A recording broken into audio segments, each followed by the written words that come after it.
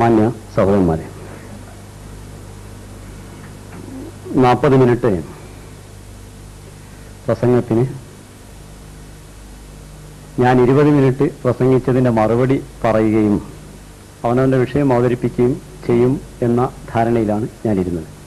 പക്ഷേ 40 മിനിറ്റ് ഞാൻ അവതരിപ്പിച്ച വിഷയത്തെ സംബന്ധിച്ച് പരാമർശിക്കാതെ അതിൽ നിന്ന് മനഃപൂർവ്വം വഴുതി മാറി ഇവിടെ സംവാദത്തിന് വെച്ചിട്ടുള്ള ഖുർആനും ഹദീസും എന്ന പ്രമാണത്തിൽ നിന്നൊന്നും ഉദ്ധരിക്കാതെ മറ്റൊരു വിധത്തിലുള്ളൊരു അവതരണമാണ് ഇവിടെ കാഴ്ചവെച്ചത്. ഞാനത് സംബന്ധിച്ച് പറയാനുള്ളത്, സമയത്തിൻ്റെ പരിമിതി കണക്കിലെടുത്ത് പല വിഷയങ്ങളും വലിച്ചിട്ടിട്ടുണ്ട്. അതിലെ ചില കാര്യങ്ങൾ എടുത്തു പറയാം. അഥവാ വല്ലതും ഒഴിവാക്കുന്നുവെങ്കിൽ അതേപോലെ തന്നെയാണ് ബാക്കിയുള്ളതും എന്ന് നിങ്ങൾ മനസ്സിലാക്കണം എന്ന് ഞാൻ പറയുന്നു. ഇനി ചോദ്യോത്തര വേളയിൽ അത് വരികയാണെങ്കിൽ അതിന് വ്യക്തമായി മറുപടിയും പറയുന്നതാണ്. മുഹമ്മദ് മുസ്തഫ സല്ലല്ലാഹു അലൈഹി വസല്ലം തിരുമേനിയുടെ സത്യസാക്ഷ്യമായി അദ്ദേഹത്തിന്റെ ജീവിതത്തിന് മുമ്പ് വല്ലതും ആക്ഷേപിച്ചിട്ടുണ്ടോ എന്നാണ് വിശുദ്ധ ഖുർആൻ ചോദിച്ചത്. അതേപോലെ ഹസ്രത്ത് മിർസാ ഗുലാം അഹമ്മദ് അലൈഹി ഇസ്ലാമിന്റെ ജീവിതത്തിന് മുമ്പ് വല്ലതും ആക്ഷേപങ്ങൾ ആ കാലഘട്ടത്തിലുള്ള പണ്ഡിതന്മാരിൽ നിന്നുണ്ടോ എന്ന് പറഞ്ഞപ്പോൾ അദ്ദേഹം അതിന് പകരമായിട്ട് പിന്നീട് എഴുതിയ സീറത്തുൽ മഹദിയിൽ ഇങ്ങനെ ഉണ്ട് എന്ന് പറഞ്ഞത് ഒരു കളവ് അവതരിപ്പിക്കുകയും ചെയ്തു. അതിന്റെ വ്യക്തത പിന്നീട് ഞാൻ പറയാം. അപ്പൊ മുമ്പുള്ളതിനെ സംബന്ധിച്ച് പിന്നെ അദ്ദേഹം അതിശയോക്തി പറഞ്ഞു എന്നാണ് പറഞ്ഞത്. അത് അതിശയോക്തി പറഞ്ഞതല്ല, അതേപോലെ തന്നെയാണ് മുമ്പ് അബൂലഹബും ചെയ്തിട്ടുള്ളത്. സഫാ കുന്നിന്റെ മുകളിൽ മുഹമ്മദ് മുസ്തഫ സല്ലല്ലാഹു അലൈഹി വസല്ലം അവരെ എല്ലാവരെയും വിളിച്ചുകൂട്ടി, ഞാൻ മുമ്പ് എപ്പോഴെങ്കിലും വല്ല സത്യമല്ലാതെ പറഞ്ഞിട്ടുണ്ടോ, ഞാൻ ഇതിന് കുന്നിന്റെ പിന്നിൽ ഒരു സൈന്യം വന്നിരിക്കുന്നു എന്ന് പറഞ്ഞാൽ നിങ്ങൾ വിശ്വസിക്കുമോ എന്നൊക്കെ ചോദിച്ചപ്പോൾ, താങ്കൾ സത്യമേ ഞങ്ങളോട് പറഞ്ഞിട്ടുള്ളൂ, മാ ജറബന അലൈക ഇല്ല സിദ്ഖ, സത്യമല്ലാതെ അങ്ങ് പറഞ്ഞതായിട്ട് ഞങ്ങൾക്ക് അനുഭവമില്ല എന്ന് പറഞ്ഞതിന് ശേഷം ഫ ഇന്നി നദീറുൻ ബൈന യദൈ അദാബിൻ ശദീദ്, എന്നാൽ ഞാൻ നിങ്ങൾക്കുള്ളൊരു താക്കീതുകാരനാണ്, വരാനിരിക്കുന്ന ശിക്ഷയെക്കുറിച്ച് മുന്നറിയിപ്പ് നൽകുന്നവനാണ് എന്ന് പ്രഖ്യാപിച്ചപ്പോൾ തബ്ബല്ലക അലിഹാദ ജമാഅത്തന, ഇതിനു വേണ്ടിയാണോ ഞങ്ങളവിടെ ഒരുമിച്ച് കൂട്ടിയത്, നശിച്ചു പോടാ എന്നാണ് അതിനു മുമ്പ് സത്യമേ പറഞ്ഞിട്ടുള്ളൂ എന്ന് പറഞ്ഞ അബൂലഹബും കൂട്ടരും റസൂൽ തിരുമേനിയോട് പറഞ്ഞതെന്ന് നിങ്ങൾക്കും അറിയാം. അത് മിക്കവാറും എല്ലാ ഹദീസ് ഗ്രന്ഥങ്ങളിലും വന്നിട്ടുള്ളതാണ്. അപ്പൊ മുമ്പുള്ള കാര്യം സ്തുതിക്കുകയും അതിനുശേഷം നിഷേധിക്കുകയും ചെയ്യുക എന്നുള്ളത് പ്രവാചക നിഷേധികളുടെ ഒരു ചര്യയാണ്. അതാണ് ഇവിടെ അങ്ങനെ ഒരു പണ്ഡിതൻ ചെയ്തിട്ടുണ്ടെങ്കിൽ അത് കാണിച്ചിട്ടുള്ളത് എന്നുകൂടി ഉണർത്തുന്നു. അതല്ലാതെ അതിനുശേഷം അദ്ദേഹം മനസ്സിലായതുകൊണ്ട് മാറിയ, മനസ്സിലായിട്ട് തന്നെ അബൂലഹബും മാറിയത് എങ്ങനെ അദ്ദേഹത്തിന് മനസ്സിലായോ അതിലൊരു ഇവിടെ അതേപോലെ തന്നെ ഇവിടെ ഇദ്ദേഹത്തിനും മനസ്സിലായി എന്ന് മാത്രമേ ഉള്ളൂ. അപ്പോൾ പഴയകാല ജീവിതത്തെ മിൻ ഖബിലിഹിം എന്നുള്ളതിനെ സംബന്ധിച്ച് പറയാൻ ഒന്നുമില്ലാത്തത് കൊണ്ട് മിൻ ബഅദിഹി, ഖുർആൻ അതിന് നേരെ തിരിച്ച് അതിന് ശേഷമുള്ള ജീവിതത്തെ സംബന്ധിച്ചാണ് ഇവിടെ പ്രസംഗകൻ അവതരിപ്പിക്കുന്നത്. അപ്പൊ അത് പറയാനില്ല എന്ന് 40 മിനിറ്റ് സമയം പറഞ്ഞിട്ട് പറയാനുണ്ടായിരുന്ന ഒരു കളവ് മാത്രമായിരുന്നു, ബാക്കി ഒന്നും അതെന്താണെന്ന് പിന്നീട് പറയാം, ഒന്നും ഇല്ല എന്നുള്ളത് 40 മിനിറ്റ് പ്രസംഗത്തിൽ നിന്ന് വ്യക്തമായി. അപ്പോൾ വിശുദ്ധ ഖുർആന്റെ ഈ ആയത്തനുസരിച്ച് ഹസ്രത്ത് മിർസാ ഗുലാം മുഹമ്മദ് അലൈഹി ഇസ്ലാം സത്യവാനാണ് എന്ന് സുതരാം വ്യക്തമാണ്. മറ്റൊന്ന് ഞാനിവിടെ അവതരിപ്പിച്ചത് ലൗ തഖബ്ബല അലൈന ബഅദൽ ലഖാബിൽ എന്നതാണ്. അതിൽ അള്ളാഹുവിന്റെ പേരിൽ എന്തെങ്കിലും കച്ചികെട്ടി പറഞ്ഞിട്ടുണ്ടെങ്കിൽ അതിന് അള്ളാഹു പിടിക്കുമായിരുന്നു എന്ന് ഞാൻ പറഞ്ഞതിൽ അർത്ഥത്തിൽ ഭാവിയും വർത്തമാനവും മാറി എന്നാണ് അദ്ദേഹത്തിനുള്ള വലിയ കംപ്ലൈന്റ്. അതിന് ഞാൻ അങ്ങനെ സമ്മതിക്കുന്നു, നിങ്ങൾ ഭാവിയല്ല വർത്തമാനം പഴയ ഭൂതകാലക്രിയ തന്നെ എടുക്കുന്നു. എങ്കിലും മുഹമ്മദ് മുസ്തഫ സല്ലല്ലാഹു അലൈഹി വസല്ലം തിരുമേനിയുടെ ഒരു സത്യസാക്ഷ്യമായി വെക്കുന്ന അളവുകോൽ കൊണ്ട് മറ്റൊരു കള്ളനെ അളക്കാൻ പറ്റുകയില്ല എന്നുള്ള നിങ്ങളുടെ ഈ ബുദ്ധി ഉൾക്കൊള്ളാൻ കഴിയാത്തതാണ്. അതങ്ങനെ നിങ്ങൾ മനസ്സിലാക്കുന്നുവെങ്കിൽ നിങ്ങൾ ആ ബുദ്ധിക്ക് അവാർഡ് കിട്ടേണ്ടതാണ്. മുഹമ്മദ് നബി സല്ലല്ലാഹു അലൈഹി വസല്ലം തിരുമേനിയുടെ സത്യസാക്ഷ്യമായ ഒരു മാനദണ്ഡം വെച്ചിട്ട് ആ മാനദണ്ഡം അനുസരിച്ച് ഒരു കള്ളപ്രവാചകനെ കുറിച്ച് അളക്കാൻ പാടില്ല എന്ന് പറയുന്നത് എങ്ങനെയാണ്? അപ്പോൾ അതിന് ആ അർത്ഥമാണുള്ളത് എന്നതിൽ അവർക്ക് തർക്കമില്ല. പക്ഷേ മുഹമ്മദ് നബിക്ക് മാത്രമാണ് എന്നാണ്. അതാരാണ് നിങ്ങളോട് പറഞ്ഞത് എന്ന് അറിയാൻ കൗതുകമുണ്ടായിരുന്നു. പക്ഷെ അത് വിഷയത്തിൽ ആരാണ് പറഞ്ഞത്, ഖുർആനാണോ പറഞ്ഞത് അതോ സ്വയം തോന്നിയതാണോ എന്ന് വിഷയാവതാരകൻ ഇവിടെ സൂചിപ്പിച്ചിട്ടില്ല. അവ രണ്ടായത്തിനെയും ഖണ്ഡിക്കപ്പെട്ടിട്ടില്ല. മറ്റൊരായത്ത് അവതരിപ്പിച്ചിട്ടുമില്ല. ഇങ്ങനെ ഒരു പ്രവാചകന് പറ്റാത്ത സംഗതിയാണ് ഇതെന്ന് പറഞ്ഞുകൊണ്ട് ഈ വിഷയങ്ങൾ മുഴുവൻ അവതരിപ്പിക്കുമ്പോഴും അതിലൊരു ഖുർആന്റെ ആയത്ത് ഇന്നതാണ്, അതുകൊണ്ട് ഈ വിധത്തിലാണ് മീറാ സാഹിബ് ചെയ്തത് എന്ന് ഒരൊറ്റ ആയത്തിന്റെ തുണ്ട് പോലും ഇവർക്ക് വിവരിക്കുവാൻ സാധിച്ചിട്ടില്ല എന്ന് തന്നെ അദ്ദേഹത്തിന്റെ സത്യസാക്ഷ്യത്തിന് മറ്റൊരു തെളിവാണ്. ഇനി പറഞ്ഞ കാര്യങ്ങളിലേക്ക് കടക്കുന്നു. മുഹമ്മദ് സല്ലല്ലാഹു അലൈഹി വസല്ലം തിരുമേനിയെ സംബന്ധിച്ച് പല അപവാദങ്ങളുമുണ്ട്. അത് തെളിവില്ലാതെയാണെന്നും ഇവർ പറയുന്നത് തെളിവോട് കൂടിയാണെന്നുമാണ് അവർ പറയുന്നത്. എന്നാൽ അതേപോലെ തന്നെ ക്രിസ്ത്യാനികൾ മുസ്ലിങ്ങളോട് ചോദിക്കുന്നു എന്ന പേരിൽ ക്രിസ്ത്യാനികൾ മുഹമ്മദ് മുസ്തഫ സല്ലല്ലാഹു അലൈഹി വസല്ലം തിരുമേനിയെയും ഇസ്ലാമിനെയും വിമർശിച്ചെഴുതിയ ഗ്രന്ഥത്തിലും അത് തെളിവുകളുടെ പിൻബലത്തോടെയാണ്, ഇസ്ലാമിക സ്രോതസ്സിൽ നിന്നാണ് തെളിവുകൾ എടുത്തിട്ട് എന്നാണ് അവരും അവകാശപ്പെട്ടിട്ടുള്ളത്. അതേപോലെ തന്നെ വിശുദ്ധ ഖുർആനെ വിമർശിച്ചെഴുതിയിട്ടുള്ള ഇടമുറുകിന്റെ പുസ്തകത്തിലും തെളിവുകളുടെ സ്രോതസ്സോടുകൂടി തന്നെയാണ് എന്നും അതിനെ അങ്ങനെ വിമർശിച്ചത് മുജാഹിദീങ്ങൾ വിമർശിച്ചത് ശരിയായിട്ടില്ല എന്ന് അതിന്റെ 2ാമത്തെ പതിപ്പിലും അദ്ദേഹം വിശദീകരിച്ച് എഴുതിയിട്ടുണ്ട്. ആ പുസ്തകവും ഇവിടെയുണ്ട്. അപ്പോൾ ഒരു പ്രവാചകനെ സംബന്ധിച്ച് ഈ വിധത്തിൽ ആക്ഷേപിക്കുക എന്നുള്ളത്, ഇങ്ങനെ പുസ്തകങ്ങൾ എഴുതുകയും അതിനെക്കുറിച്ച് ആക്ഷേപിക്കുകയും ചെയ്യുക എന്നുള്ളത് എല്ലാ സത്യപ്രവാചകന്മാരുടെ കാലഘട്ടത്തിലും ഉണ്ടായിട്ടുണ്ട്. കള്ളപ്രവാചകന്മാരെ ആ വിധത്തിൽ ആക്ഷേപിച്ച് പ്രസംഗിച്ചതായിട്ട് ഒരൊറ്റ പ്രവാചകന്റെ ചരിത്രത്തിലും തെളിയുന്നില്ല. ഒരു പ്രവാചകനും തന്റെ കാലത്ത് വന്ന കള്ളപ്രവാചകന് ഇന്ന ദൂഷ്യങ്ങളുണ്ട് എന്ന് ലോകത്തോട് പറഞ്ഞതായിട്ട് ഒരു ചരിത്രവുമില്ല. മറിച്ച് ഓരോ സത്യപ്രവാചകനെ സംബന്ധിച്ചും അദ്ദേഹം കള്ളനാണ് എന്ന് പറഞ്ഞുകൊണ്ട് ആ കാലഘട്ടത്തിന്റെ തമസിന്റെ ആളുകൾ അതിനെ എല്ലാ വിധത്തിലും തമസ്കരിച്ച് കാണിക്കുന്നതിന് വേണ്ടി ശ്രമിച്ചിട്ടുണ്ട് എന്നുള്ളതും ഒരു നഗ്ന സത്യമാകുന്നു. ഇനി വിഷയത്തിൽ എന്തെല്ലാമാണ് ഇവിടെ പറഞ്ഞത് എന്ന് നോക്കാം. സീറത്തുൽ മഹദിയിൽ തന്റെ പിതാവിന്റെ പെൻഷൻ 700 രൂപ വാങ്ങിക്കൊണ്ട് അദ്ദേഹവും അദ്ദേഹത്തിന്റെ കൂടെ ഉണ്ടായിരുന്ന ഒരു സുഹൃത്തും കൂടി ദൂർത്തടിച്ചു കളഞ്ഞു എന്നാണ് പറഞ്ഞത്. ഇത് സീറത്തുൽ മഹദി ഇവിടെ പുസ്തകം കൊണ്ടുവന്നിട്ടില്ല, അതിലെ ഉദ്ധരണി എന്റെ കയ്യിലുണ്ട്, അത് നിങ്ങൾക്കും വായിക്കാവുന്നതാണ്. അത് അദ്ദേഹം ഇത് മനഃപൂർവ്വം തർജ്ജമയിൽ തെറ്റിച്ചുകൊണ്ട് തന്നെ സീറത്തുൽ മഹദിയിലുള്ള തർജ്ജമയെ തികച്ചും വിരുദ്ധമായി തന്റെ ഉദ്ദേശത്തിന് അനുസൃതമായി തർജ്ജമ ചെയ്തുകൊണ്ട് തന്നെ അബ്ദുറഹ്മാൻ സാഹിബ് തന്റെ പുസ്തകത്തിലും അത് രേഖപ്പെടുത്തിയിട്ടുണ്ട്. ഈ കാര്യത്തിൽ ഇന്നത്തെ സംവാദത്തിന് ശേഷമോ അല്ലാത്തൊരു ദിവസമോ രണ്ടിന്റെയും സീറത്തുൽ മഹദിയിൽ വന്നിട്ടുള്ളതിന്റെ സീറത്തുൽ മഹദിയും അതിനുശേഷം അതിന്റെ ഫോട്ടോ കോപ്പിയും അതിൽ കൊടുത്തിട്ടുള്ള തർജ്ജമയും അതിന്റെ യഥാർത്ഥ തർജ്ജമയും വേണമെങ്കിൽ നമുക്ക് പ്രസിദ്ധീകരിക്കാവുന്നതാണ്. ഇന്ന് ആ പുസ്തകം ഇവിടെ പ്രമാണം പറഞ്ഞപ്പോൾ മിർസാ സാഹിബിന്റെ ഗ്രന്ഥങ്ങളാണ് പ്രമാണത്തിന് പറഞ്ഞത്. അതുകൊണ്ട് ആ പുസ്തകങ്ങൾ മുഴുവൻ ഞാനിവിടെ കൊണ്ടുവന്നിട്ടുണ്ട്. പക്ഷെ മറ്റു പ്രമാണത്തിൽ പെടാത്തത് കൊണ്ട് അത് കൊണ്ടുവരാൻ സാധിച്ചിട്ടില്ല. എന്നാൽ ഉദ്ധരണി ഇപ്രകാരമാണ്: एक दफा हजरत मसीह मौद अलैहिस्सलातु वस्सलाम अपने दादा की पेंशन के लिए सियालकोट गए. मसीह मौद अलैहिस्सलातु वस्सलाम ഒരിക്കൽ തന്റെ പിതാമഹന്റെ पेंशन वेंडी सियालकोटिल पोई. मिर्जा इमामुद्दीन जो आपके खानदान का ही एक फर्द था वो आपके पीछे गया. മിർസ ഇമാദുദ്ദീൻ എന്ന് അദ്ദേഹത്തിന്റെ കുടുംബത്തിൽപ്പെട്ട ഒരാളുണ്ടായിരുന്നു. അദ്ദേഹവും അദ്ദേഹത്തിന്റെ കൂടെ പോയി. ഇദ്ദേഹം പറയുന്നത് ഇമാദുദ്ദീനെ പോയി തിരിച്ച് ഇദ്ദേഹത്തിന്റെ കൂടെ കൂട്ടിപ്പിടിച്ചു എന്നാണ്. മിർസ സാഹിബ് അങ്ങോട്ട് പോയി ഇമാദുദ്ദീനെ പിടിച്ചു എന്നാണ് അബ്ദുറഹ്മാൻ സാഹിബ് തർജ്ജമ ചെയ്തിട്ടുള്ളത്. അത് തന്നെയാണ് ഇവിടെ പറഞ്ഞിട്ടുള്ളത്.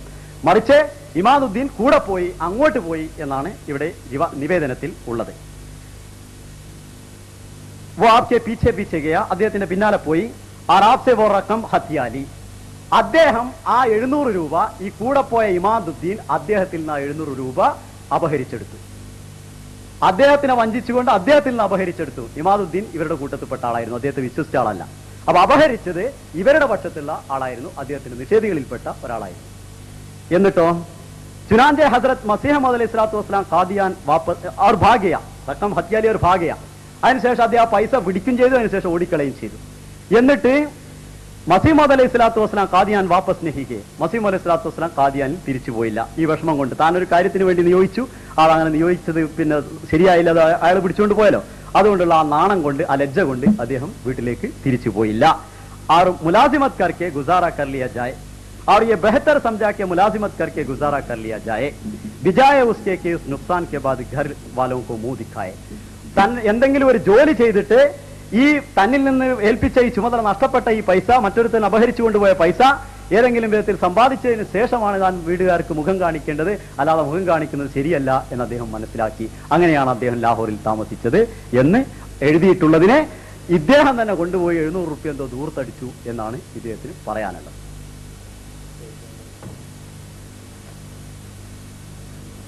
സീറത്തുൽ മഹദി ജിൽദ് വോള്യം 1 പേജ് 34, റിവായത്ത് നമ്പർ, നിവേദന നമ്പർ 49. ഇത് എന്താണെന്ന് വെച്ചാൽ, ഈ പുസ്തകം എന്താണെന്ന് വെച്ചാൽ, മിർസാ സാഹിബിനെ സംബന്ധിച്ച് അദ്ദേഹത്തിന്റെ അനുയായികൾ ആരെങ്കിലും എന്തെങ്കിലും കേട്ടിട്ടുണ്ടെങ്കിൽ അതിനെയെല്ലാം ക്രോഡീകരിച്ച് സാധാരണ ഹദീസുകളെ പോലെയുള്ള ഒരു നിവേദനത്തിന്റെ സമാഹാരമാണ്.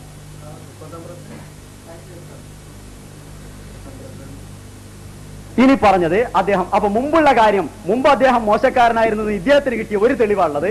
ആ മോശക്കാരനായിരുന്നു എന്നുള്ള തെളിവ് അദ്ദേഹത്തിന് കിട്ടിയ തെളിവിലുള്ള ദൂഷ്യമാണ് എന്ന് വ്യക്തമാണ്. ഓഡിയോ വീഡിയോ കാസറ്റ് നോക്കി പിന്നീട് നമ്പറുകൾ കുറിച്ചെടുക്കാവുന്നതാണ്. മുശ്രിക്ക് ആണ് എന്നാണ് മറ്റൊരു വാദം. മിർസ സാഹിബ് കൊടിയ ശിർക്ക് ചെയ്തു എന്ന്. അതിനെ സംബന്ധിച്ച് നേരത്തെ ഞാൻ പറഞ്ഞു, ഒരറിയിപ്പ് കിട്ടുന്നത് വരെ അത് ശിർക്കായി തീരുന്നില്ല. അങ്ങനെയാണെങ്കിൽ അഖീമുസ്സലാത്ത വലാ തകൂനു മിനൽ മുശ്രിക്കീൻ, നിങ്ങൾ നമസ്കാരത്തെ നിലനിർത്തുക, അല്ലെങ്കിൽ നിങ്ങൾ മുശ്രിക്കായി പോകരുത് എന്ന് ഖുർആനിലെ കൽപ്പനയുണ്ട്. മുഹമ്മദ് മുസ്തഫ സല്ലല്ലാഹു അലൈഹി വസല്ലം തിരുമേനിക്ക് നമസ്കാരം ലഭിക്കുന്ന ഫറലാകുന്നതിന് മുമ്പ് എന്താ മുഹമ്മദ് മുസ്തഫ സല്ലല്ലാഹു അലൈഹി വസല്ലം നഊദു ബില്ലാഹി മിൻ ദാലിക് മുശ്രിക്കായിരുന്നുവോ? റസൂൽ സല്ലല്ലാഹു അലൈഹി വസല്ലം തിരുമേനി സത്യത്തെക്കുറിച്ച് പറഞ്ഞതിന്, സത്യം ചെയ്യുന്നതിനെ സംബന്ധിച്ച് കുറിച്ച് പറഞ്ഞു. തന്റെ പിതാവിനെ സംബന്ധിച്ച് വിളിച്ചുകൊണ്ട് സത്യം ചെയ്യുകയും ബിഷപ്പിനെ സംബന്ധിച്ച് സത്യം ചെയ്യുകയും ചെയ്തു. അങ്ങനെ സത്യം ചെയ്ത് ദൈവേതരങ്ങളെ കുറിച്ച് സത്യം ചെയ്യുന്നത് ശിർക്കാണ് എന്ന് റസൂൽ തിരുമേനി തന്നെ പറയുകയും ചെയ്തു. അപ്പൊ അതുകൊണ്ട് അത് ശിർക്കാവുന്നില്ല. തനിക്ക് അറിയിപ്പ് കിട്ടിയതിന് ശേഷമാണ് അത് ശിർക്കായിത്തീരുന്നത്. അങ്ങനെ അറിയിപ്പ് കിട്ടിയതിന് ശേഷം അദ്ദേഹം അങ്ങനെ ചെയ്തിട്ടുമില്ല. ഇനി പറയാനുള്ളത്, 24 വർഷം ബ്രിട്ടീഷിന്റെ പാദസേവ ചെയ്തു എന്ന് പറയുകയുണ്ടായി. ഇവിടെ എന്തെങ്കിലും പുസ്തകമുണ്ട്, സമയമില്ല.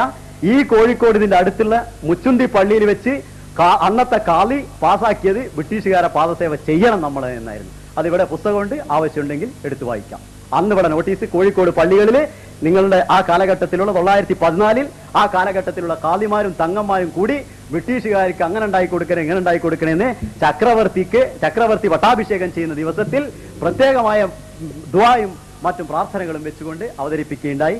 അതിന്റെ ഒറിജിനൽ പുസ്തകമാണ് എന്റെ കയ്യിലുള്ളത്.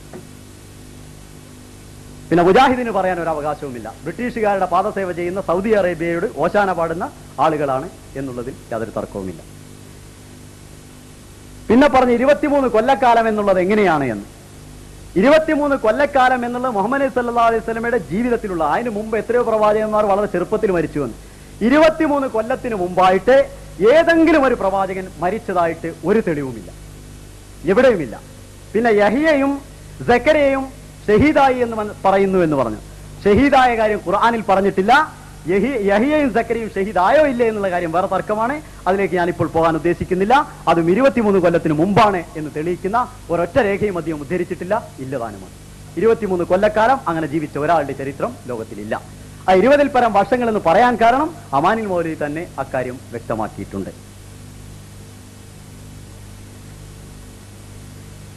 ഇനി ഹാദാ ഖലീഫത്തുല്ലാഹുൽ മഹ്ദി, ബുഖാരിയിൽ ഹാദാ ഖലീഫത്തുല്ലാഹുൽ മഹ്ദി എന്ന് ഒരു ഹദീസ് വന്നിട്ടുണ്ട് എന്ന് മിർസ സാഹിബ് തന്റെ ഷഹാദത്തുൽ ഖുർആനിൽ എഴുതിയെന്നും അത് തെറ്റാണെങ്കിൽ അതിന്റെ മുഖവുരയിലെങ്കിലും അവർക്ക് എഴുതിക്കൂടെ എന്നുമാണ് റുഹാനി ഖസായിൻ എന്ന പേരിൽ ഇപ്പോൾ അടിച്ച് പ്രസിദ്ധീകരിക്കുന്ന പുസ്തകത്തിന്റെ മുഖവരയിൽ അതിന് സംഭവിച്ച് എങ്ങനെയാണ് അത് എഴുതിയത് എന്ന് അതിന്റെ മുഖവരയിൽ തന്നെ പറഞ്ഞിട്ടുണ്ട്.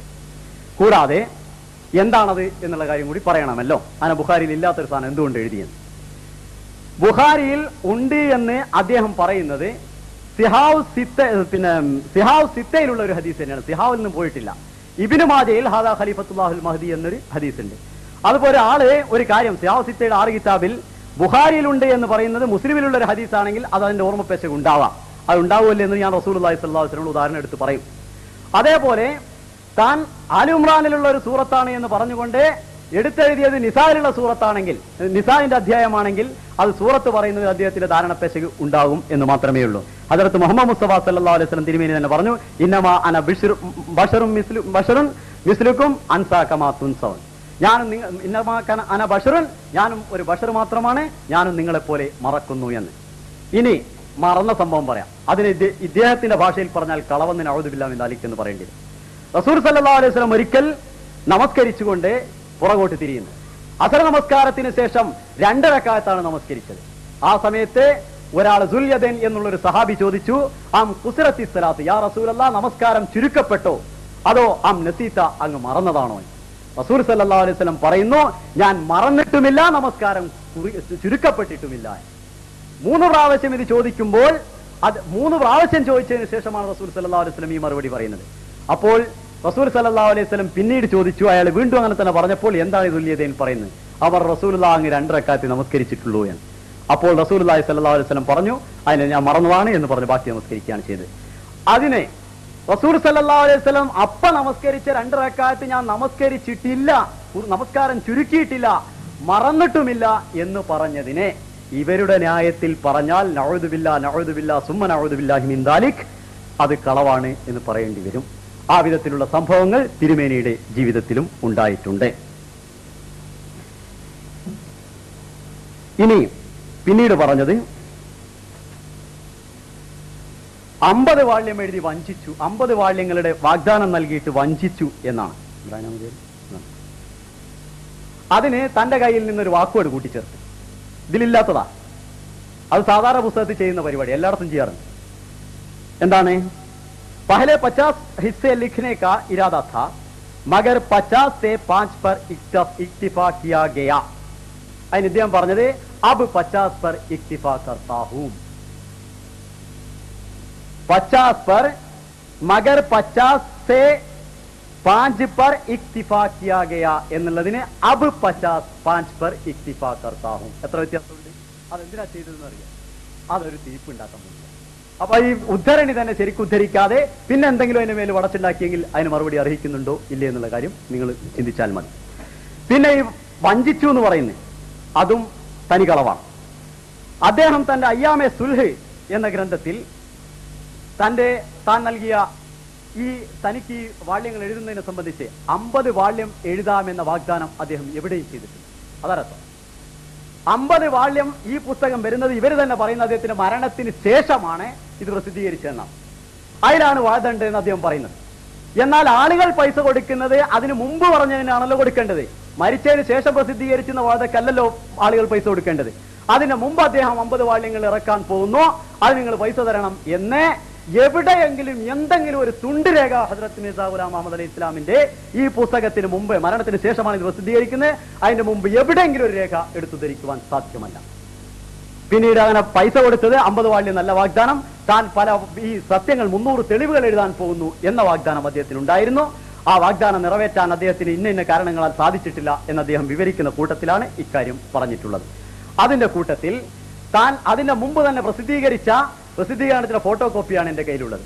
അതിൽ പറയുന്നു, ഈ കാലഘട്ടത്തിൽ ഞാൻ 2 വിളംബരങ്ങൾ ഇതിനു മുമ്പ് ചെയ്തിട്ടുണ്ട്. ആർക്കെങ്കിലും ഇത് ചെയ്യാൻ സാധ്യമല്ല, ഞാൻ മറ്റൊരവസരത്തിലാണുള്ളത്, അതുകൊണ്ട് ആരെങ്കിലും പ്രീ പബ്ലിക്കേഷന് പൈസ തന്ന് തിരിച്ചു വാങ്ങണമെങ്കിൽ വാങ്ങാമെന്ന്. അങ്ങനെ പല ആളുകളും വാങ്ങിയെന്നും മുജാഹിദീങ്ങളുടെ അനിഷേധ്യ നേതാവായ നവാബ് സിദ്ദീഖ് ഹസൻ ഖാൻ സാഹിബ് ആ പുസ്തകം തിരിച്ചയച്ചു കൊടുക്കുകയും അദ്ദേഹത്തിന്റെ പൈസ തിരിച്ചു കൊടുക്കുകയും ചെയ്തതായിട്ട് അദ്ദേഹം തന്നെ രേഖപ്പെടുത്തിയിട്ടുണ്ട്. അപ്പോൾ ആ പ്രീ പബ്ലിക്കേഷന് കൊടുത്ത പൈസ തിരിച്ചു കൊടുത്തിരിക്കുന്നു. ഇനിയും ആർക്കെങ്കിലും എന്തെങ്കിലും ഉണ്ടെങ്കിൽ ആ പൈസയും എന്നോട് ചോദിക്കണമെന്ന് ആ കാലഘട്ടത്തിൽ തന്നെ വിളംബരം ചെയ്തിട്ടുണ്ട്. അത് പ്രകാരം ആളുകൾ വാങ്ങിയിട്ടുണ്ട്. 3 പ്രാവശ്യം വിളംബരം ചെയ്യുന്നു. എന്നിട്ട് അയാൾ വഞ്ചിച്ചു എന്ന് പറയുന്നത് എത്രമാത്രം മൗഢ്യമാണ്. ഇങ്ങനെ ഒരു പ്രീ പബ്ലിക്കേഷന് വേണ്ടി പൈസ വാങ്ങിയിട്ടുണ്ടെങ്കിൽ അതിങ്ങനെയാണ് ചെയ്തിട്ടുള്ളത്. ഇനി പറയാനുള്ളത് ജാരസന്തതികൾ എന്ന് വിളിച്ചു എന്നാണ്. അതിനുശേഷം അവൻ ജാരസന്തതിയുമാണ് എന്ന് വിശുദ്ധ ഖുർആനിൽ പറഞ്ഞിട്ടുള്ളത്. മൗദൂദി സാഹിബ് ജാരസന്തതി എന്ന് തന്നെ തർജ്ജമ കൊടുത്തിട്ടുണ്ട്. അപ്പൊ വിശുദ്ധ ഖുർആന്റെ സുന്നത്ത് അനുസരിച്ചാണ് ജാരസന്തതി എന്ന് പറഞ്ഞിട്ടുള്ളത്. അത് അങ്ങനെയാണോ പറഞ്ഞത് അല്ലേ എന്നുള്ള കാര്യം വേറെ തർക്കമാണ്. അതിലേക്ക് ഞാൻ സമയത്തിന്റെ പരിമിതി കൊണ്ട് അങ്ങോട്ട് പോകാൻ ഉദ്ദേശിക്കുന്നില്ല. പിന്നെയോ, ഇന്നല്ലിദാസാറു ഖനാസീർ അൽ ഫലാ വനിസാഹും മിൻ ദൂനിഹിന്നൽ അക്ലുബു, നിശ്ചയമായും എന്റെ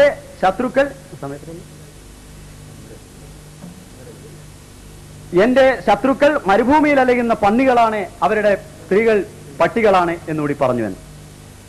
ഇതിന്റെ മുമ്പ് സ്വബൂവമാതിരിയിൽ അയ്യ ജരീമത്തിൻ, അവരെന്നെ തെറി പറയുന്നു. എന്തിനാണ് എന്നെ തെറി പറയുന്നത് എനിക്കറിയുകയില്ല. സ്വബൂവ നഅസിൽ ഹിബ്ബ ഔനത ജന്നബു, അവർ ഈ തെറി പറയുന്നത് കൊണ്ട് ഞാൻ മുഹമ്മദ് മുസ്തഫ സല്ലല്ലാഹു അലൈഹി വസല്ലം ആകുന്ന മഹബൂബിനെ തള്ളിപ്പറയുകയും അദ്ദേഹത്തിൽ നിന്ന് മാറി നിൽക്കുകയും ചെയ്യുമോ എന്ന് പറഞ്ഞതിന് ശേഷമുള്ള വരികളാണിത്. അങ്ങനെ മുഹമ്മദ് മുസ്തഫ സല്ലല്ലാഹു അലൈഹി വസല്ലം തിരുമേനിയെ സംബന്ധിച്ച് അങ്ങനെ പറഞ്ഞ തെറി പറയുന്ന ആളുകളെ സംബന്ധിച്ചാണ് അത് പറഞ്ഞത്. അങ്ങനെ തെറി പറഞ്ഞതോ ഈ അർത്ഥത്തിലോട്ടല്ലതാനും. ഇങ്ങനെ പറയുന്നത് വാസ്തവമായിട്ടുള്ള അവരുടെ സ്വഭാവങ്ങൾ എടുത്തുകൊണ്ട് ഭാഷയിലുള്ള പ്രയോഗമനുസരിച്ച് പറയാമെന്ന് ഖുർആൻ പറയുന്നു. കൂനു ഖിറദതൻ ഖാസിയീൻ, നിങ്ങൾ നിന്ദരായ കുരങ്ങുകളാകുക.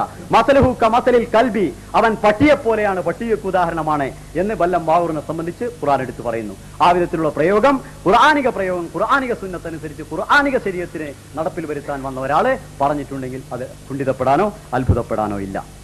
ഇനി 1000 ലാനത്താണെങ്കിൽ അതിനു മുമ്പ് അദ്ദേഹം പറഞ്ഞു, ഇസ്ലാം മതം സ്വീകരിച്ചതിന് മുസ്ലിങ്ങളായിരുന്ന ആളുകൾ പാതിരിമാർ പിന്നീട് ക്രിസ്ത്യാനികളായി തീരുകയും മൗലവി എന്ന പേരിൽ തന്നെ ജനങ്ങളുടെ ഇടയിൽ ക്രിസ്തീയ പ്രചാരണം നടത്തുകയും ചെയ്യുന്ന ആളുകളെ, അത്തരം നിഷേധികളുടെ പേരിൽ അള്ളാഹുവിന്റെ ലഅനത്തുണ്ട്, മലക്കുകളുടെ ലഅനത്തുണ്ട്, വന്നാസി അജ്മഈൻ സകല മനുഷ്യരുടെയും ലഅനത്തുണ്ട് എന്ന വിശുദ്ധ ഖുർആനിക സൂക്തം ഉദ്ധരിച്ചുകൊണ്ട് അദ്ദേഹം ആ ലഅനത്തുകൾ എഴുതി. അത് എഴുതേണ്ടത് കോടാനകോടി ലഅനത്തുകളായിരുന്നു. അദ്ദേഹത്തിന്റെ മനസ്സിന്റെ വികാരം റസൂലുള്ളാഹി സ്വല്ലല്ലാഹു അലൈഹി വസല്ലമയോടുള്ള ആ ഇഷ്കാണ് അദ്ദേഹത്തെ കൊണ്ട് 1000 എഴുതിപ്പിച്ചത്. അങ്ങനെ എഴുതിയതിൽ നിന്ന് ഇമ്പോസിഷനായി തോന്നുമെങ്കിൽ വിശുദ്ധ ഖുർആനിൽ ഫബിയ്യാലായി റബ്ബിക്കുമാ തുകസിബാൻ എന്നത് പല പ്രാവശ്യം ആവർത്തിച്ചു വന്നത് ഇമ്പോസിഷനാണ് എന്ന് പറഞ്ഞ് എടുത്തു കളയേണ്ടി വരും. അത് സ്ട്രെസ് ചെയ്ത് ആ വിധത്തിൽ പറയുമ്പോൾ അതിന്റെ ആ വികാരത്തെ ആ വിധത്തിൽ തന്നെ മാനിക്കേണ്ടതുണ്ട്. ഇനി മൂസാ നബി ജീവിച്ചിരിപ്പുണ്ട് എന്നാണ്. മൂസാ നബിയുടെ ജീവിതത്തെ സംബന്ധിച്ച് അദ്ദേഹത്തിന്റെ ആത്മീയ ജീവിതമാണ് എന്ന്, അതായത് സകല പ്രവാചകന്മാരും ആത്മീയമായി ജീവിച്ചിരിപ്പുണ്ട് എന്ന് ഹമാമത്തുൽ ബുഷ്റയിൽ ഹസ്രത്ത് മിർസാ ഗുലാം മുഹമ്മദ് അലൈഹി സ്വലാം പറഞ്ഞിട്ടുണ്ട്. അതേപോലെ മൂസാ നബിയും ആത്മീയമായി ജീവിച്ചിരിപ്പുണ്ട്. ഇനി കൂടാതെ അത് ജഡികമായിട്ടുള്ള ജീവിതമല്ല എന്നതിന് അതേ നൂറുൽ ഹക്കിന്റെ തന്നെ അടുത്ത പേജിൽ ഒമാമിൻ നബിയിൻ ഖദ് തുവഫിയ ഒമാമിർ റസൂലിൻ ഇല്ലാ തുവഫിയ വഖദ് ഖലത മിൻ ഖബ്ലി ഈസർ റസൂൽ. ഒരൊറ്റ പ്രവാചകനും മരിക്കാതിരുന്നിട്ടില്ല, ഈസാ നബിയുടെ മുമ്പ് വന്ന പ്രവാചകന്മാരും മരിച്ചിട്ടുണ്ട് എന്ന് പറഞ്ഞിട്ടുണ്ട്. അപ്പൊ ജഡികമായ ജീവിതത്തെ സംബന്ധിച്ചല്ല, ഈ കാര്യത്തെ സംബന്ധിച്ചാണ്. മറ്റൊരു കാര്യം അദ്ദേഹം തന്റെ ഗ്രന്ഥങ്ങളിൽ പരാമർശിച്ചിട്ടുള്ളത് കച്ചിത്തുമ്പിൽ പിന്നെ മറുപടി പറയാം. ഈ ചോദ്യോത്തരത്തിനുള്ള അവസരമാണ്. ആദ്യം അഹമ്മദി പക്ഷത്തിൽ നിന്നാണ് ചോദിക്കേണ്ടത്. മറുപടി മറുപക്ഷത്തിനെന്ന് പറയും.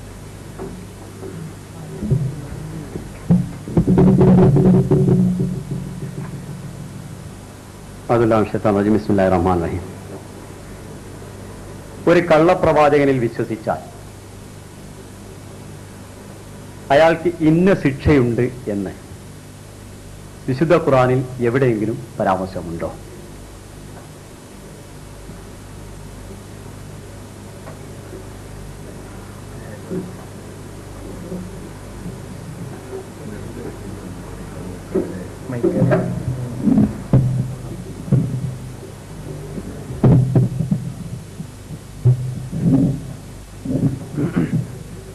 അസ്സലാമു അലൈക്കും. അൽഹംദുലില്ലാഹി വസ്സലാത്തു വസ്സലാമു അലാ റസൂലില്ലാഹ് വഅലാ ആലിഹി വഅസ്ഹാബിഹിൽ ഫായിസീന ബിറളില്ലാഹി അമ്മാ ബഅദ്. കള്ളപ്രവാചകനിൽ വിശ്വസിച്ചാൽ അയാൾക്ക് ഇന്ന ശിക്ഷയുണ്ട് എന്ന് ഖുർആനിൽ എവിടെയെങ്കിലും ഉണ്ടോന്നാണ്. അങ്ങനെ ഒരു ആയത്തില്ല. അവർക്ക് കിട്ടേണ്ട മറുപടി അതാ. അപ്പൊ അതിന്റെ അർത്ഥം കള്ളം പറയാം, വേണമെങ്കിൽ ഞാൻ കള്ളപ്രവാചകനാണെന്ന് പറയാം, നിങ്ങൾക്ക് ശിക്ഷയുണ്ടാവുകയില്ല, കാരണം ഞാൻ കള്ളപ്രവാചകനാകുന്നു, നിങ്ങൾക്ക് വേണമെങ്കിൽ എന്നെ വിശ്വസിക്കാം, എന്നാലും നിങ്ങൾക്ക് പരലോകത്ത് രക്ഷപ്പെടാം. അപ്പോൾ അള്ളാഹു പ്രവാചകന്മാരെ നിയോഗിക്കാം ജനങ്ങളെ സന്മാർഗത്തിലേക്ക് നയിക്കാൻ വേണ്ടി. ഈ പ്രവാചകന്മാർ സത്യസന്ധരാണ് എന്ന് തെളിയിക്കാൻ വേണ്ടി അവരുടെ കയ്യിൽ മുഅ്ജിസത്ത് കൊടുത്തേക്കാം. എന്നിട്ട് ഈ സത്യപ്രവാചകന്മാരെ അംഗീകരിക്കാൻ കൂട്ടാക്കാത്ത ആളുകളെ അള്ളാഹു ഭൂമിയിൽ വെച്ച് തന്നെ പലപ്പോഴും ശിക്ഷിക്കുക, ചില സമൂഹങ്ങളെ തീർത്ത് നശിപ്പിച്ചു കളയുക. നിങ്ങൾ കള്ളം പറയരുത്, കള്ളം പറയുന്നവർ ഏറ്റവും വലിയ അക്രമികളാണ്, അള്ളാഹുവിന്റെ പേരിൽ കള്ളം പറയുന്നവരെക്കാൾ വലിയ അക്രമികൾ മറ്റാരുമില്ല എന്നൊക്കെ പറയുക.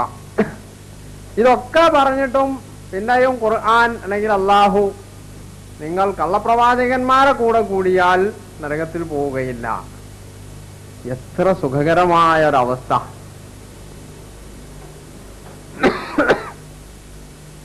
അപ്പോൾ സത്യപ്രവാചകനെ അംഗീകരിച്ചില്ലെങ്കിലേ തകരാറുള്ളൂ. കള്ളപ്രവാചകന്റെ പിന്നാലെ പോകുന്നത് കൊണ്ട് തകരാറൊന്നുമില്ല. പക്ഷേ കള്ളപ്രവാചകനെ അംഗീകരിക്കുന്ന അനുയായികൾക്കേ തകരാറില്ലായികയുള്ളൂ. കള്ളപ്രവാചകന്മാർക്കോ വമൻ അല്ലമു മിമ്മൻ ഇഫ്തറ അലല്ലാഹി കദിബൻ ഔ ഖാല ഊഹിയ ഇലയ്യ വലം യൂഹ ഇലൈഹി ശൈഉൻ ഔ ഖാല സഉൻസിലു മിസ്ല മാ അൻസലല്ലാഹ് വലൗ തറ ഇദിൽ ളാലിമൂന ഫീ ഗമറാത്തിൽ മൗത്ത് വൽ മലായികതു ബാസിതു ഐദീഹിം അഖ്രിജു അൻഫുസകും اليوم تجزون عذاب الهون بما كنتم تقولون على الله غير الحق وبما كنتم تستكبرون. സൂറത്ത് അൻആമിലുള്ള ഒരായത്താണ്. അള്ളാഹുവിന്റെ പേരിൽ കള്ളം പറയുന്നവനേക്കാൾ ഏറ്റവും വലിയ അക്രമി ആരാണുള്ളത്? ഒമൻ അള്ളമു മിമ്മൻ ഇഫ്തറ അലല്ലാഹിൽ കദിബ് ഔ ഖാല ഊഹിയ ഇലയ്യ വലം യൂഹ ഇലൈഹി ഷൈ, അല്ലെങ്കിൽ അവൻ പറഞ്ഞു എനിക്ക് വഹി കിട്ടിയിട്ടുണ്ട്, പക്ഷെ അവൻ അള്ളാഹുവിന്റെ ഭാഗത്തു നിന്ന് ഒരു വഹിയും കിട്ടിയിട്ടില്ല. ഇവനേക്കാൾ വലിയ അക്രമി ആരുണ്ട്? വമൻ ഖാല സൗൻസിലു മിസ്ല മാ അൻസലല്ലാഹ്, അള്ളാഹു അവതരിപ്പിച്ചതിന് തുല്യം ഞാനും ചിലതൊക്കെ അവതരിപ്പിക്കും എന്ന് പറഞ്ഞവനേക്കാൾ വലിയ അക്രമി ആരുണ്ട്?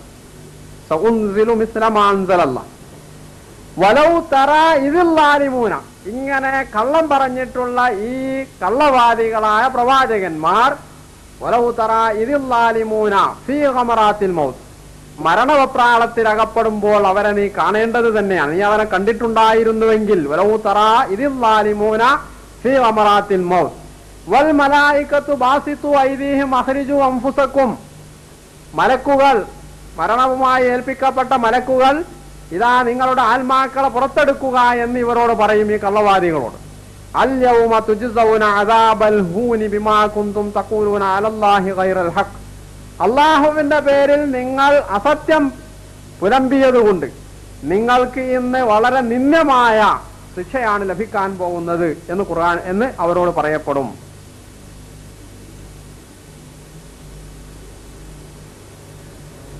എന്ന് ഖുർആൻ പറയും. അപ്പോൾ ഇവരുടെ വാദം അനുസരിച്ച് ഈ കള്ളവാദികൾക്കേ ഇവിടെ തെറ്റുള്ളൂ, കള്ളം പറയുന്ന പ്രവാചകന്മാർക്ക്.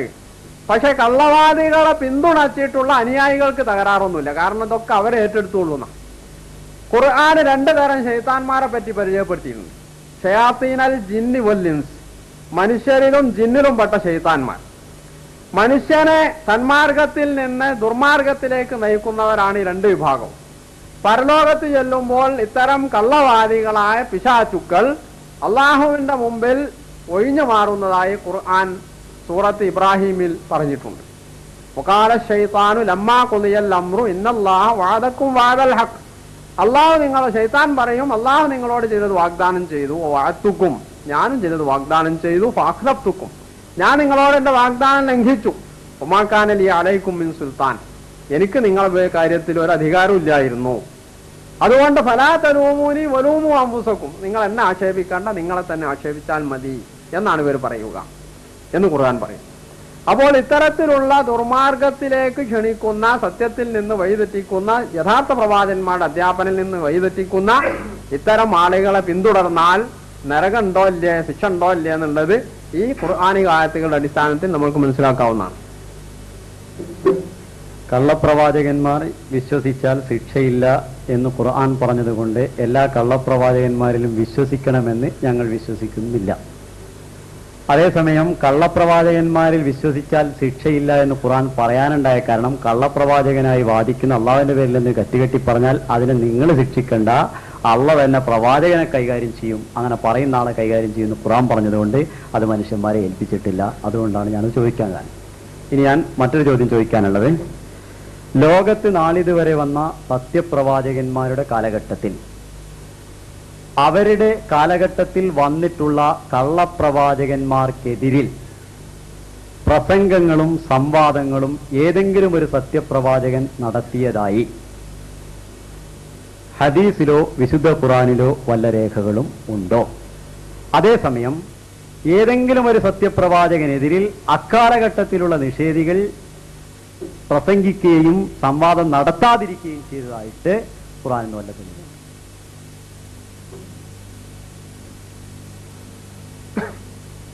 ഒരൊറ്റ തെളിവ് പറഞ്ഞതാ. കള്ളപ്രവാചകനെതിരിൽ സത്യപ്രവാചകൻ വാദിച്ചതിന് യമാമയിലെ മുസൈലിമ അയാൾ പ്രവാചകനാണെന്ന് വാദിച്ചു. അയാൾ നബി സല്ലല്ലാഹു അലൈഹി വസല്ലമക്ക് കത്തെഴുതി, മിൻ മുഹമ്മദ് റസൂലില്ലാഹി മിൻ മുസൈലിമ റസൂലില്ലാഹി ഇലാ മുഹമ്മദ് റസൂലില്ലാ, അള്ളാഹുവിന്റെ ദൂതനാകുന്ന മുസൈലിമയിൽ നിന്ന് അള്ളാഹുവിന്റെ ദൂതനാവുന്ന മുഹമ്മദിന്. ഇതിന് മറുപടിയായി നബി സല്ലല്ലാഹു അലൈഹി വസല്ലമ എഴുതിയത് മിൻ മുഹമ്മദിർ റസൂലില്ലാ ഇലാ മുസൈലിമ അൽ കസ്സാബ് എന്നാണ്. അള്ളാഹുവിന്റെ പ്രവാചകനാവുന്ന മുഹമ്മദിൽ നിന്ന് അസത്യവാദിയാവുന്ന മുസൈലിമക്ക്. എന്നിട്ട് മുസൈലിമയുടെ ഈ ഷർറിൽ നിന്ന് യമാമയിലെ ജനങ്ങളെ തിരിച്ചു വിളിക്കാൻ വേണ്ടി, ഇസ്ലാമിലേക്ക് തിരിച്ചു കൊണ്ടുവരാൻ വേണ്ടി, അതിൽ നിന്ന് അവരെ രക്ഷപ്പെടുത്താൻ വേണ്ടി നബി സല്ലല്ലാഹു അലൈഹി വസല്ലമ അങ്ങോട്ട് ദൂതന്മാരെ നിയോഗിക്കുക വരെ ചെയ്തു.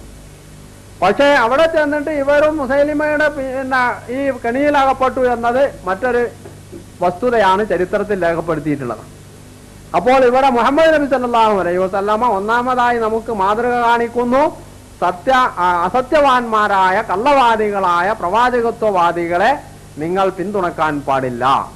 ആ കള്ളവാദികളായ പ്രവാചകന്മാർക്കെതിരിലാണ് നിങ്ങൾ പ്രവർത്തിക്കേണ്ടത് എന്ന് മുഹമ്മദ് നബി സല്ലല്ലാഹു അലൈഹി വസല്ലമയാണ് നമ്മൾക്ക് ഇസ്ലാമിക ചരിത്രത്തിൽ മാർഗദർശനം നൽകിയിട്ടുള്ളത്. രണ്ടാമതായി ഇവിടെ നബി സല്ലല്ലാഹു അലൈഹി വസല്ലമയുടെ മാതൃകയാണ് നബിയുടെ സഹാബിമാർ അനുധാവനം ചെയ്തിട്ടുള്ളത്. നബി സല്ലല്ലാഹു അലൈഹി വസല്ലമയുടെ മരണശേഷം ഒന്നാമതായി ഖലീഫയായി അധികാരമേറ്റെടുത്ത അബൂബക്കർ റളിയല്ലാഹു അൻഹു, അദ്ദേഹം സക്കാത്ത് നിഷേധികളോട് യുദ്ധം പ്രഖ്യാപിച്ച് സൈന്യങ്ങളെ നിയോഗിച്ചു. നബി സല്ലല്ലാഹു അലൈഹി വസല്ലമ നേരത്തെ നിയോഗിച്ച ഉസാമ റളിയല്ലാഹു അൻഹുവിന്റെ നിയോഗം നടപ്പിൽ വരുത്തി. കൂട്ടത്തിൽ അദ്ദേഹം ഇസ്ലാമിൽ നിന്ന് മുർത്തദ്ദുകളായി പോയ ആളുകളോട് യുദ്ധം പ്രഖ്യാപിച്ചു. ഈ കൂട്ടത്തിൽ അദ്ദേഹം ഒരു കാര്യവും കൂടി ചെയ്തു. പ്രവാചകത്വവാദം ഉന്നയിച്ചുകൊണ്ട് രംഗത്ത് വന്ന 4 ആളുകൾ, മുസൈലിമ, അസ്വദ്, തൽഹ, സജ്ജ, ഈ 4 ആളുകൾക്കും എതിരിൽ സൈനിക നടപടി സ്വീകരിക്കുകയുണ്ടായി. അപ്പോൾ നബി സല്ലല്ലാഹു അലൈഹി വസല്ലമയുടെ മാതൃക സ്വീകരിച്ചുകൊണ്ട് സഹാബാ കിറാം അവരാരും ഇതിനെ എതിർത്തില്ല, എല്ലാവരും അതിന് അനുകൂലിച്ചു, യുദ്ധത്തിന് പോവുകയാണ് ഉണ്ടായത്. ഇവർ ഈ കള്ളവാദികളോട് യുദ്ധം ചെയ്തു. എന്തുകൊണ്ട് ഇവർ നരകത്തിൽ പോവുകയില്ലെങ്കിൽ, അല്ലെങ്കിൽ ഇത് ഇസ്ലാമിക വിരുദ്ധമല്ലെങ്കിൽ എന്തിനെ അബൂബക്കർ റളിയല്ലാഹു അൻഹും സഹാബാ കിറാമും ഇങ്ങനെയുള്ള ഒരു ഏടാകൂടത്തിന് ഒരുങ്ങിയത്? അവർക്ക് മറ്റു തന്നെ ഒരുപാട് കാര്യങ്ങൾ ചെയ്യാമായിരുന്നു. ഇസ്ലാമിൽ എതിരില്ലാത്ത തെറ്റല്ലാത്തൊരു സംഗതിക്ക് എന്തിനാണ് സഹാബിമാർ ഇത്രയൊക്കെ ആളും അർത്ഥവും വിനിയോഗിച്ചുകൊണ്ട് പ്രയാസങ്ങൾ സഹിച്ചുകൊണ്ട് യുദ്ധത്തിനൊരുങ്ങിയിട്ടുള്ളത്? അപ്പോൾ മുസ്ലിം ലോകം മനസ്സിലാക്കിയിട്ടുള്ള നബി സല്ലല്ലാഹു അലൈഹി വസല്ലമയുടെ അധ്യാപനത്തിന്റെ അടിസ്ഥാനത്തിൽ, ഖുർആനിന്റെ അധ്യാപനങ്ങളുടെ അടിസ്ഥാനത്തിൽ മുസ്ലിം ലോകം അംഗീകരിച്ചിട്ടുള്ള, പ്രയോഗവൽക്കരിച്ചിട്ടുള്ള ഒരു സംഗതിയാണ് കള്ളപ്രവാചകത്വവാദികളെ എതിർക്കുക, വേണ്ടി വന്നാൽ അവരോട് യുദ്ധം ചെയ്യുക എന്നുള്ളത്. ഇവിടെ ഇന്ത്യയെ സംബന്ധിച്ചിടത്തോളം നമ്മൾക്ക് അതിനുള്ള സാധ്യതകളില്ലാത്തതുകൊണ്ട് അല്ലെങ്കിൽ യുദ്ധം ചെയ്യേണ്ടി വരുമായിരുന്നു. കള്ളപ്രവാചകന്മാരുടെയും അനുയായികളുടെയും ഉത്തരവാദിത്വം അള്ളാഹു ഒരിക്കലും ഏറ്റെടുത്തിട്ടില്ല. അവരെ രക്ഷിക്കാമെന്ന് അള്ളാഹു എവിടെയും പറഞ്ഞിട്ടില്ല. അവർക്ക് നരകമാണ് നബി സല്ലല്ലാഹു അലൈഹി വസല്ലമ വാഗ്ദാനം ചെയ്തിട്ടുള്ളത്. മുസൈലിമത്തുൽ കസ്സാബിനോട് യുദ്ധം ചെയ്തത് കള്ളപ്രവാചകത്വം വാദിച്ചുകൊണ്ടാണ് എന്നുള്ളത് ചരിത്രപരമായിട്ടുള്ള ഒരു വളച്ചൊടിക്കലാണ്. താരിഖ് തിബരിയുടെ തർജമ ഉറുദുവിൽ ഹൈദരാബാദ് ദക്കനിൽ നിന്നും പ്രസിദ്ധീകരിച്ചിട്ടുണ്ട്. അതിനെ സംബന്ധിച്ച് പറഞ്ഞിട്ടുള്ളത് മുസൈലിമാനെ ബഗാവത് കീത്തി അതിന്റെ പേജ് 93. മുസൈലിമ രാജ്യദ്രോഹം കുറ്റത്തിന് വിധേയനായിട്ടുണ്ടായിരുന്നു. അദ്ദേഹം രാജ്യദ്രോഹ കുറ്റമാണ് ചെയ്തിട്ടുള്ളത്. 40,000 का लश्कर जर्रार तैयार किया था. 40,000 അംഗങ്ങളുള്ള ഒരു സൈന്യത്തെ അദ്ദേഹം തയ്യാറാക്കിയിട്ടുണ്ടായിരുന്നു. Page number 71. उसने कहा कि मैं अपनी सजा की फौज के साथ तमाम अरब पर कब्जा करूंगा. അദ്ദേഹം പറഞ്ഞു, ഞാൻ തന്റെ സജാഹിന്റെ സൈന്യവുമായിട്ട് മുഴുവൻ അറേബ്യയും ആക്രമിക്കുമെന്ന്. ഇങ്ങനെയുള്ളൊരു സാഹചര്യത്തിലല്ലാതെ കള്ളപ്രവാചകത്വവാദം കൊണ്ടാണ് അബൂബക്കർ സിദ്ദീഖ് അദ്ദേഹത്തോട് യുദ്ധം ചെയ്തത് എന്ന് തെളിയിക്കുന്ന വല്ല രേഖകളും ചരിത്രപരമായിട്ട് ഉണ്ടോ? മറ്റൊരു കാര്യം, മുഹമ്മദ് മുസ്തഫ സല്ലല്ലാഹു അലൈഹി വസല്ലം തിരുമേനിയായിരുന്നുവല്ലോ അങ്ങനെ ഒരു കള്ളപ്രവാചകത്വം വാദിച്ചുവെങ്കിൽ അതിന് സൈന്യത്തെ നയിക്കേണ്ടിയിരുന്നത്. അദ്ദേഹം എന്തുകൊണ്ട് ആ കാലഘട്ടത്തിൽ എല്ലാവിധ സാഹചര്യങ്ങളും മറ്റു പലതിനും സൈന്യങ്ങളെ നയിച്ച സ്ഥിതിക്ക് ആ കാലഘട്ടത്തിൽ എന്തുകൊണ്ട് സൈന്യത്തെ നിയോഗിച്ചില്ല? പിന്നെ അദ്ദേഹം ഒരു കത്തെഴുതി, മുസൈലിം അങ്ങോട്ട് കത്തെഴുതിയാൽ സാമാന്യ മര്യാദയാണ്, അതിന് അങ്ങോട്ടൊരു മറുപടിയും കൊടുത്തു എന്നല്ലാതെ പിന്നെ ആളുകളെ അദ്ദേഹത്തിന്റെ പിന്നാലെ പോയിട്ടുണ്ടെങ്കിൽ വിളിക്കേണ്ട ചുമതലയുണ്ട് ഉള്ളതുകൊണ്ട് ഒരാളെയും കുറച്ചാളുകളെയും അയച്ചുവെങ്കിൽ സൈന്യത്തെ നയിക്കുക എന്ന് അതിനെങ്ങനെങ്കിലും എതിർക്കുക എന്നുള്ളതോ അതിനെതിരിൽ പ്രസംഗങ്ങൾ നടത്താൻ വേണ്ടിയോ ആ വിധത്തിലുള്ള ആരെങ്കിലും അയച്ചതായിട്ട് പല തെളിവുകളുണ്ടോ? അപ്പൊ ഇവിടെ ഒരു കാര്യത്തില് നമ്മളെ അഭിപ്രായ വ്യത്യാസമുള്ളൂ. യുദ്ധം ചെയ്യേണ്ടതുണ്ടോ ഇല്ല എന്നുള്ളത്. കള്ളപ്രവാചകനാണെങ്കിൽ അയാളുടെ അനുയായികളെ അതിൽ നിന്ന് ഇസ്ലാമിലേക്ക് തിരിച്ചു വിളിക്കാൻ പണിയെടുക്കാം. അങ്ങനെ നബി സല്ലല്ലാഹു അലൈഹി വസല്ലമ ചെയ്തിട്ടുണ്ട്. അങ്ങനെയാണ് മുസൈലിമയുടെ നാട്ടിലേക്ക് ദൂതനെ നിയോഗിച്ചത്. അൽഹംദുലില്ലാഹ്, അത്രയും നല്ലത്. അബൂബക്കർ റളിയല്ലാഹു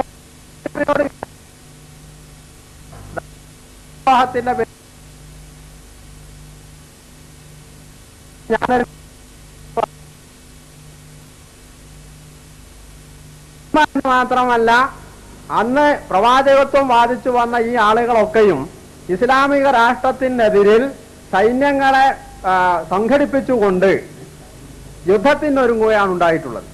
മുസൈലിമയുടെ കീഴിൽ നബി സല്ലല്ലാഹു അലൈഹി വസല്ലമ അയാളുടെ നാട്ടിലേക്ക് ദൂതന്മാരെ നിയോഗിക്കുമ്പോൾ പോലും യമാമയിലെ ബനു ഹനീഫ ഗോത്രം മുസൈലിമയുടെ കീഴിൽ അണിനിരന്നിട്ടുണ്ടായിരുന്നു. ഈ സമൂഹത്തോട് നബി സല്ലല്ലാഹു അലൈഹി വസല്ലം എന്തുകൊണ്ട് അന്ന് യുദ്ധം ചെയ്തില്ല എന്ന് ചോദിച്ചാൽ, നബിയുടെ ഈ ഇസ്ലാമിക രാഷ്ട്രത്തിന്റെ വിപുലീകരണം അവിടേക്ക് എത്തിയിട്ടുണ്ടായിരുന്നില്ല അന്ന് എന്നുള്ളതാണ്. മാത്രവുമല്ല, നേർക്ക് നേരെ മദീനയെ കടന്നാക്രമിക്കാൻ വരുന്ന ശത്രു സൈന്യങ്ങളോട് യുദ്ധം ചെയ്യുക, എന്നിട്ട് അവരെ പരാജയപ്പെടുത്തിയതിന് ശേഷം മാത്രമേ നബിക്ക് മറുഭാഗത്ത് ഈ മുസൈലിമയുടെ നാട്ടിലേക്ക് പോകാൻ അന്ന് കഴിയുമായിരുന്നു. അതുകൊണ്ടാണ് നബി സല്ലല്ലാഹു അലൈഹി വസല്ലം അവിടേക്ക് പോവാതിരുന്നത്. അതേ അവസരം ഇസ്ലാമിക രാഷ്ട്രത്തിൽ അറേബ്യ ലോകം മുഴുക്കെ ഉൾച്ചേരുകയും അതിൽ നിന്ന് വേറിട്ട് പോവുകയും എന്നിട്ട് ഇസ്ലാമിക രാഷ്ട്രത്തിനെതിരിൽ യുദ്ധത്തിനൊരുങ്ങുകയും ചെയ്ത ഒരു ഘട്ടത്തിൽ ആണ് അബൂബക്കർ റളിയല്ലാഹു അൻഹു ഇവിടെ ഇവരോട് യുദ്ധത്തിന് പ്രഖ്യാപിച്ചിട്ടുള്ളത്. പക്ഷെ അപ്പോഴും അബൂബക്കർ റളിയല്ലാഹു അൻഹു ഈ സംഗതി അംഗീകരിച്ചു കൊടുത്തുവോ?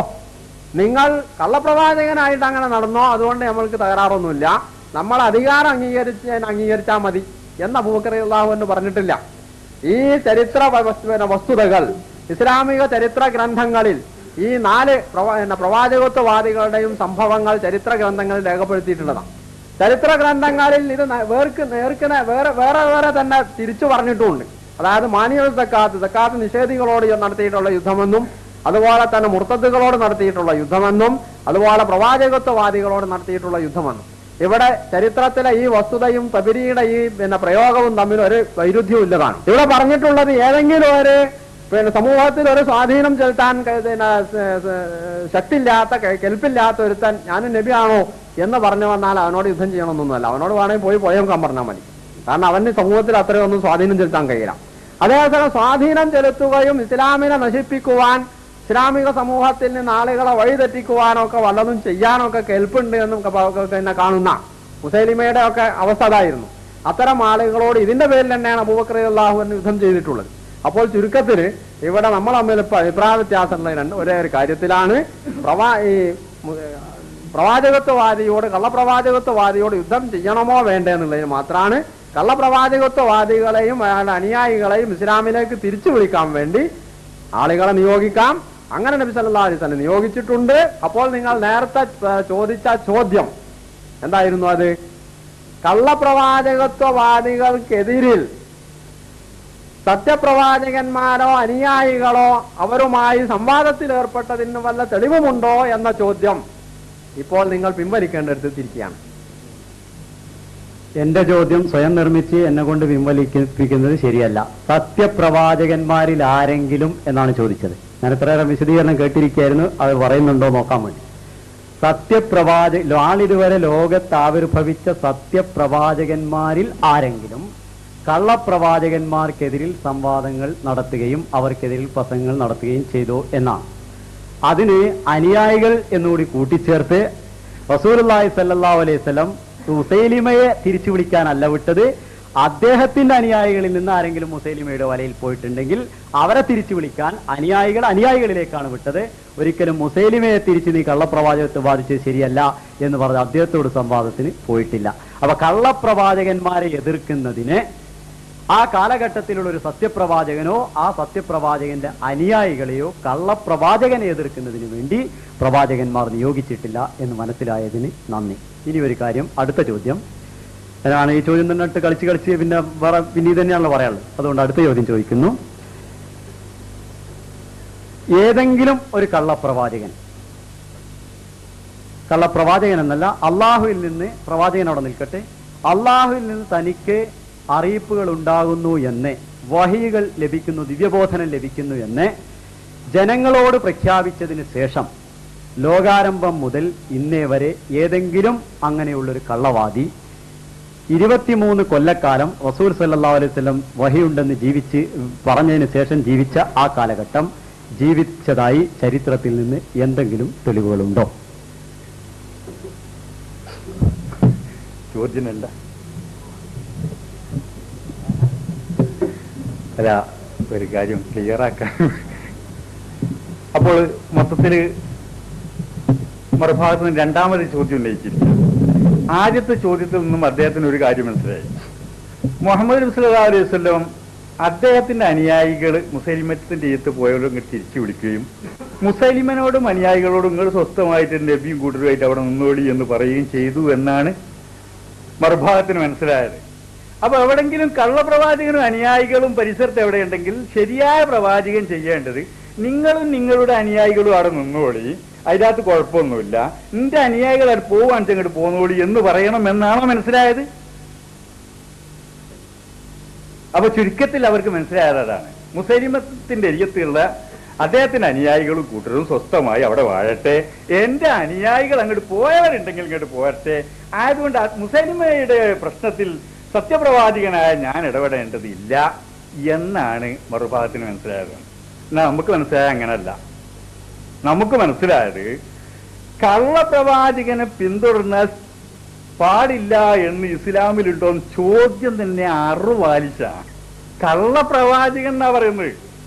കള്ളനെ പിന്തുടരാമോ 1ാം ക്ലാസ്സിലെ കുട്ടിനോട് ചോദിച്ചാൽ പാടില്ല അറിയും. അത് മൊഴിയാരോട് ചോദിക്കണ്ട.